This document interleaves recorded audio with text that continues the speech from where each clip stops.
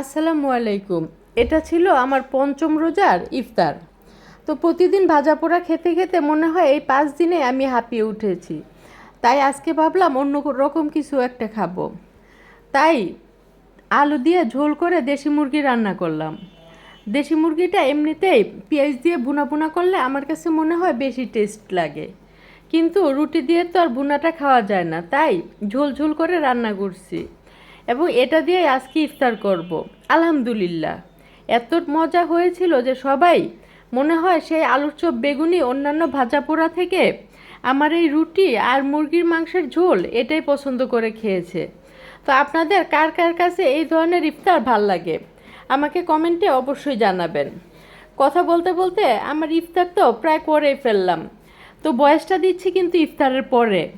তো আলহামদুলিল্লাহ মাশাআল্লাহ আমার রান্নাটা যেরকম দেখতে সুন্দর হয়েছিল খেতেও অনেক টেস্ট হয়েছিল এবং সবাই অনেক মজা করেই খেয়েছিল।